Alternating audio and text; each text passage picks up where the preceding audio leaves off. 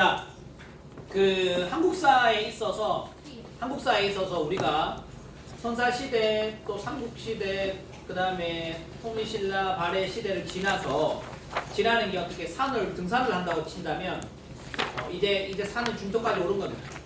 그리고 고려와 조선이라는 어떤 절정을 넘어서야 됩니다. 고려와 조선이 한 거의 20문제 나옵니다. 우리 한능검 시험 문제에서 고려와 조선이 20문제 정도 나옵니다. 그러면 고려와 조선을 포기해서는 다른 앞에 문제도 보기 지문으로 막 고려 조선이 나오기 때문에 여러분 고려와 조선을 포기하시면 안 됩니다. 자, 고려와 조선은 제가 각 100년 단위, 그러니까 1세기, 100년 단위로 큰 주제들을 먼저 기억하라 했습니다. 자, 같이 해보겠습니다. 자, 918년에 왕건이 고려를 건국합니다. 그게 10세기죠. 자, 10세기의 핵심 주제는 5글자로 뭐였죠? 호족, 연합기, 왕들을 잘 알아놔라. 자, 그 다음 두 번째는 호족들이 이제 귀족이 된다 했죠. 가문이 계속 한다 했죠. 그 무슨 시대? 문벌 귀족이었어요. 요때 그 모순으로 두 가지 사건 큰 거 뭐 있더라? 여청의 난, 서경천도운동. 자, 그 다음에 그 다음에 이제 문벌 귀족들이 결국은 여러 가지 문제가 많아서 터져 나오는 게 뭐라고? 무신정변. 그래서 무신정변으로 인해서 무신집권기가 오고, 그다음 무신집권을 무너뜨리게 되는 계기가 뭐다? 몽골이 쳐들어왔다. 원의 간섭을 받는 원간섭기가 있었다. 그래서 원간섭기에는 권문세족들이 부당한 권력을 갖고 있었다.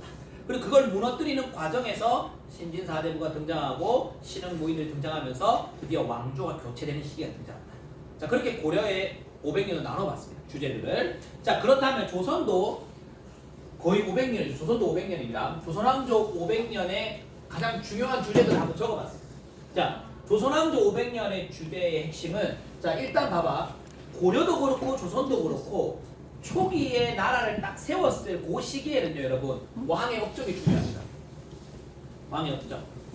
태조 이성계 건국했다, 경복궁 지었다, 이런 거. 태종 이방원 아주 세팅을 많이 했죠. 그 다음에 세종대왕 뭐예요? 완전히 문화를 융성하게 키웠죠.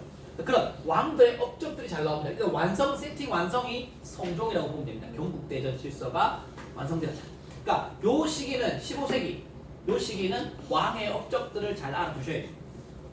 그 다음 16세기로 가면 국가가 안정되고 나서는 드디어 서로 간의 권력 쟁탈전, 바로 사림이 등장합니다. 사림. 그러면 사림이 있기 전에 뭐가 있었냐면 앞에 훈구파가 있어요. 훈구파. 그러니까 훈구는 기존의 권력층인데 아주 상위 권력층이었는데, 훈구에 맞서는 사림. 사림은 지방에서부터 과거 시험을 통해서 치고 올라온 세력들. 그래서 그 사림과 훈구 간에 대립을 하는데, 처음에는 훈구가 힘이 셌다. 그래서 사림이 화를 입었다. 그게 사화, 무갑기을, 네 번의 사화가 등장합니다. 사화가 시험에 잘 나옵니다. 그리고 그러나 사림은 마치 잔디, 풀처럼 계속 지방에서 올라왔기 때문에 사화를 겪었어도 사림은 계속 성장, 또 그 무리를 성장해서 결국은 나중에 훈구를 뛰어넘고 사림이 집권합니다. 집권하고 나서는 사림이 분화가 된다 했죠. 자, 그래서 사림이 동인, 서인, 남인, 북인 이렇게 나눠지는, 사림이 분화를 하고, 그때 이제 성리학자들 그런 게 시험에 나올 수도 있습니다. 율곡도 나올 수 있고 퇴계도 나올 수 있고. 자, 그 다음에 16세기 말 1592년 임진왜란이 터지죠. 임진왜란은 단독 문제로 잘 나옵니다. 이순신뿐만 아니라. 그래서 임진왜란이 등장하고, 그 다음에 요거는 물론 17세기입니다. 1636년이니까 병자호란이 터지죠. 근데 여러분 디테일하게 말하면 임진왜란과 정유재란 중간에 한번 휴전을 하고 다시 또 싸우거든요. 이순신 장군 돌아가시는 건 정유재란 때예요. 그냥 묶어서 우리 왜란이라고 하는데 그 두 번의 싸움이 있었고, 호란도요, 우리가 아는 병자호란 말고 정묘호란이라고 있습니다. 1627 앞에, 그러니까 병자호란이 1636, 그 앞에 정묘호란이 있어. 두 번의 호란이 있는 거예요, 어떻게 보면. 자, 이거는 청과 관련 있는 거죠. 우금, 청. 자, 그런 것들이 주로 시험에 나오는 주제들입니다. 내가 지금 여기 적은 게. 그러면 17세기는 예성과 황국의 시대입니다. 예절로 갖고 소송을 붙었다. 뒤에 가서 자세하게 합시다. 그리고 붕당이 처음에는 그래도 서로의 존재를 인정하고 사이좋게 지내다가 나중에 저기 환국 시대에 가면, 그러니까 숙종 때 가면 거의 뭐 왕이 개입해가지고 한쪽 당을 쓸어버립니다. 죽여버리고 하는 이런 시대가 황국이 두 번의 예송과 세 번의 황국들이 있었다. 크게 보면 자 그럼 이런 시대를 좀 없애려고 했던 사람들이 탕평 정치를 펼쳤던 영종조 시대였다.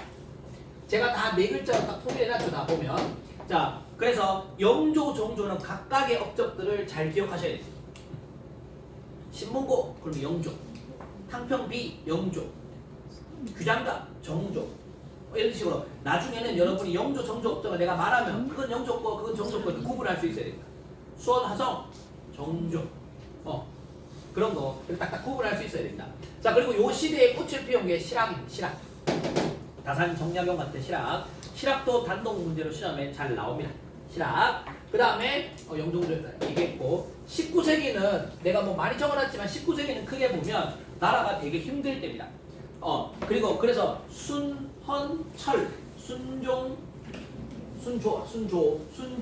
헌종, 철종 60년 정도 동안 왕은 왕권이 약화되고 세도 가문, 안동, 김씨, 풍양, 요시간 세도 가문들이 온 나라를 엉망으로 만듭니다. 근데 그 시대에 난이 일어나죠. 홍경래의 난 1811년, 임술 농민봉이 1860년대. 그러니까 나라가 되게 살기 힘들고 농민들이 난이 일어나니까 이제 더 이상 유학은 필요 없다. 버리자. 새로운 사상이 등장합니다. 그게 천주교로 등장하고 서학이라고 해요. 천주교로 등장하고 물론 천주교가 들어온 거는 훨씬 먼저 들어왔습니다. 먼저 들어왔는데 천주교는 더 유행하고 서학에 반대하는 동학도 등장합니다. 동학도 자 최재우가 동학을 창시하죠. 그래서 굉장히 혼란스러웠다. 이 혼란을 깨뜨리고 등장하는 인물이 이하응, 흥선대원을 등장하게 되는 거죠. 자 그 흥선대원부터 우리 이제 배울 건데 나중에 자 그래서 이런 주제들로 흘러갑니다. 자 이제 그럼 디테일하게 이제 들어가 봅시다. 자 우리 어제 앞에서 어제 한 겁니다. 왕들의 업적들을 쭉 배웠고 제도사를 배웠어요. 안 그래도 어제 마치고 이제 2학년들하고 얘기를 하는데 제도사가 되게 재미가 없고 원래 외울 게 많습니다. 스토리가 없잖아. 제도사는 무슨 뭘 만들었다, 무슨 관청이 있었다 이런 거야. 마치 지금 우리로 말하면 여러분 우리나라 국가의 그 관공서 이름을 다 적어오세요 이런 거 봐라. 얼마나 재미없겠어. 적을 수야 있겠지만 재미없겠어, 그죠? 그러니까 어떤 스토리가 없단 말이야. 뭐 비서실, 뭐 병원청, 뭐 이렇게 다 그런 거 너무 많잖아요. 근데 그런 게 쭉 나열되기 때문에 제도사는 재미가 없습니다. 그런데 시험에는 늘 잘 나옵니다. 네. 근데 항상 5가지 틀이 있다는 건 기억할 것. 중앙제도, 중앙은 수도, 지방제도, 그 다음 뭐 군사제도, 그 다음 교육제도, 관리 등용. 이거는 뭐 과거제 같은 게 관리 등용이겠죠. 이런 거. 5개 뭐라고?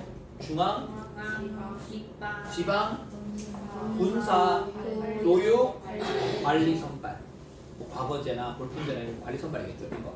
아시겠죠? 요 5개의 틀을 갖고 있어요. 그래서 어느 시대는 뭐, 어느 시대는 뭐 이렇게 그런 것들을 어렵지만 이건 자꾸 봐야 됩니다. 이걸 한 번에 못 외웁니다. 이거는 한 번에 외우기 상당히 어렵습니다. 제도는 자꾸 보면서 신라는 뭐였더라? 신라는 구사당 10정이었지. 고려는 뭐였더라? 2군 6이었지. 조선은 뭐였더라? 이렇게 군사제도만 쫙, 교육제도만 쫙 이렇게 나중에 해볼 수 있습니다. 나중에. 지금 당장 안 돼도. 자, 그럼 이제 오늘 부분을 자세하게 해보겠습니다. 자, 드디어 살인과 문답. 자, 연산군부터 들어갈게요. 연산군. 자, 우리의 불쌍한 연산군. 어제 제가 그 얘기 했나요? 성종의 어머니가 인수대비라고. 네. 인수대비 할머니가 굉장히 성종을 빡세게 키워서 성종이 되게 힘들었는데 성종이 막 바람피러 맨날 밖에 나가고 이선비라고 불리고 그 과정에서 폐비가 되는 윤씨 그 사이에 태어난 아들이 연산군입니다. 연산군. 조선의 역사에서 군은 몇 명? 2명. 조선의 왕 중에 군은 2명. 한 명 연산군, 한 명은 광해군. 흥선대원군은 왕 아니죠? 흥선대원군은 왕이 아니죠. 대원군이라는 칭호는 본인은 왕이 아닌데 아들이 왕이 된대. 그러니까 그건 대원군이라는 칭호를 붙여주는 겁니다. 자, 그러면 연산군은 사실 초반에는 자기 엄마가 어떻게 죽었는지 몰랐습니다. 그리고 연산군이 초반에 왕이 됐을 때는 훈구파가 굉장히 강했습니다. 훈구파. 그리고 훈구파가 어떤 거냐면 예를 들면 이런 겁니다. 이성계 때 이성계를 도와준 사람들이 개국공신이죠. 네. 이 개국공신 때가 그때 힘이 셌는데 누가 다 눌러버렸다고 나중에. 나중에 태종 이방원 때 다 눌러버렸죠. 네. 그리고 쭉 흘러가다가 세조가 수양대군이죠. 세조가 단종을 몰아내는 거를 계유정난 이때 공신들이 있겠죠. 한명이나 신숙주 같은 그 사람들이 훈구파입니다.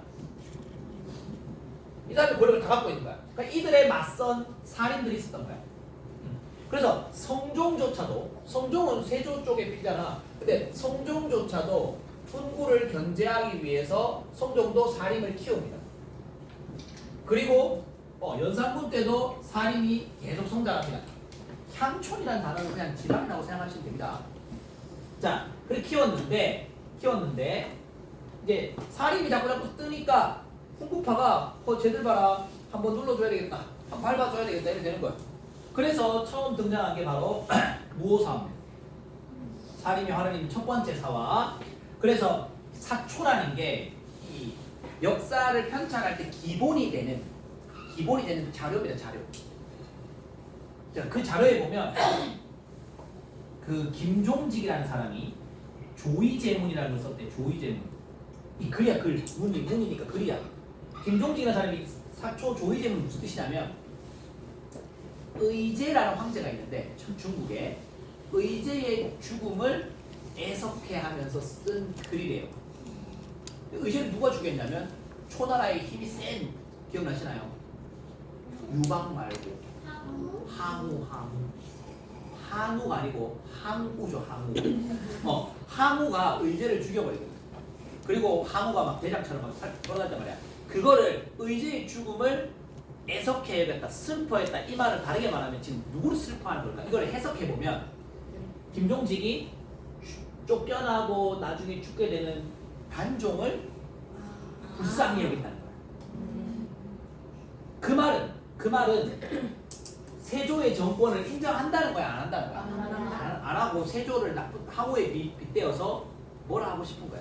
그러면 그 글을 세조 라인에서 이 성종 라인에서 연산군 다 이 라인이거든.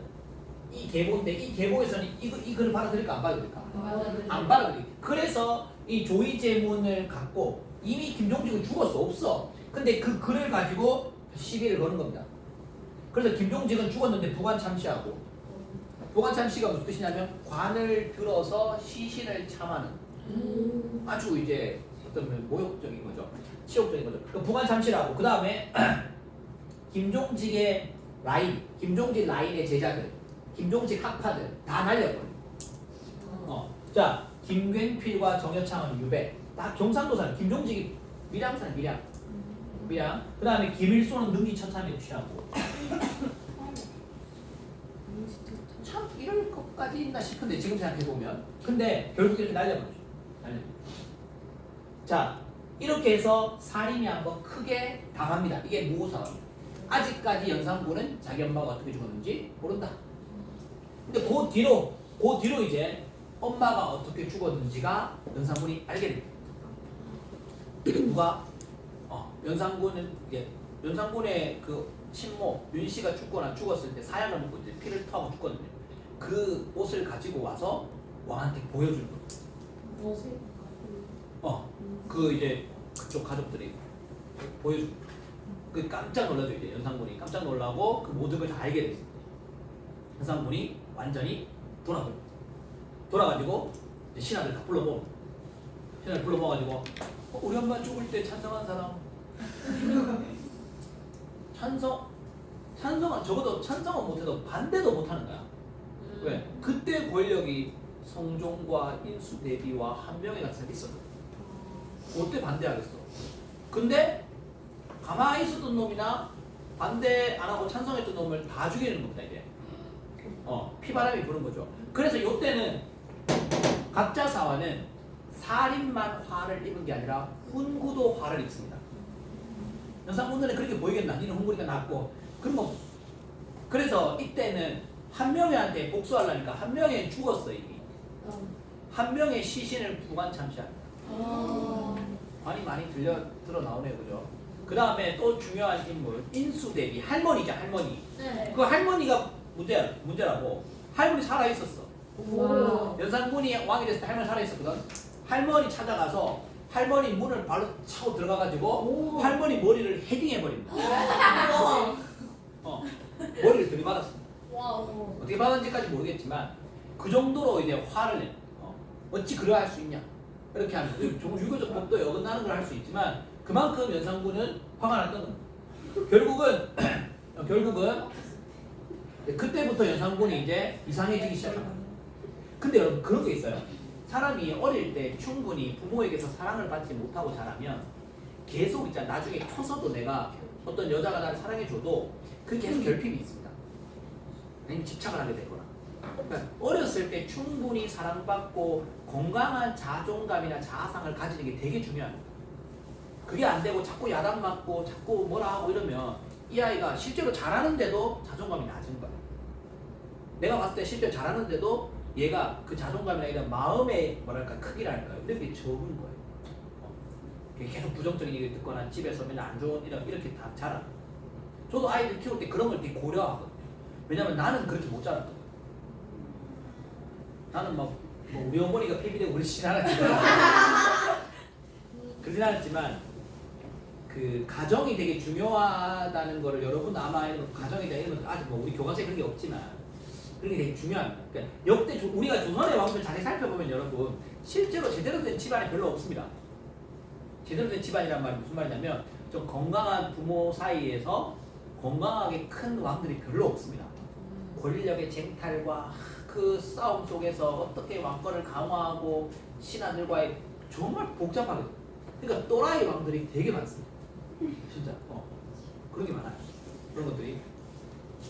그래서 드디어 어떻게 보면 연산군도 피해자를 할 수 있는데 그 연산군 관련된 영화나 이런 거 보면 연산군이 막 온 사람들 막 그 하는 그런 것들이 어떻게 보면 자기의 그 숨어있던 그 광기가 다 드러나는 거죠. 그래서 연산군은 결국 패비윤 씨 이 사건 때문에 갑자사화 두 번째 사활이 있습니다. 둘 다 연산군 때죠. 무호 갑자가. 자 그랬는데 결국은 심지어 나중에 자기 큰엄마까지 궁궐로 불러들이죠. 연산군이. 엄마에 대한 그 그리움이 큰엄마가 누구냐면 성종이 둘째라 했죠. 어제 내가. 네. 성종의 형님이 있었다 했잖아. 월산대군. 그 월산대군의 와이프. 월산대군의 와이프 이제 큰엄마겠죠. 큰엄마까지 궁궐로 불러들여가지고 큰엄마와 함께 시간을 보내고 그러면서 이제 그쪽 그 큰엄마 쪽 집안에 박원종이라는 사람이 화가 나가지고 결국은 이제 반역을 일으키죠. 연산군을 몰아내게 됩니다. 그리고 밤에 자다가 갑자기 박원종이 찾아와가지고 전하 왕이 되셔야 합니다. 그게 중종이라 그랬죠. 중종이 왕이 되고 중종 와이프는 쫓겨났다 그랬죠. 네. 혹시 기억나시나요? 3학년 때 제가 수업할 때 중종 와이프의 아버지는 왕을 바꾸는 거에 대해서 동의하지 않았기 때문에 그런 사람이 왕비가 될 수 없다. 중종 와이프는 와이프가 안 돼. 그런 시대가 나오지는 않습니다. 자, 아무튼 중종 반전이 났다. 연산군 아웃됐다. 그 다음에 그러면 요때 있잖아. 실제 중종은 왕이 됐지만 실제로 박원종 세력이 되게 셌거든. 박원종 세력이 셌기 때문에 이들이 또 다른 공신이죠. 맞나요? 네. 반정이라는 거는 반란이 일으켜서 정권을 잡았잖아. 근데 그러면 이 반란이 일으킨 이 세력이 크단 말이야. 이들을 경계하기 위해서 중종은 또 다른 사림을 또 키웁니다. 왜? 사림은 많아. 후보가 많아. 지방에서 과거 시험 치고 올라오는 애들 많기 때문에. 그래서 이 중에 대표적인 사람이 조광조입니다. 조광조. 자, 그래서 조광조가 잘 나옵니다. 시험에 아주 잘 나옵니다.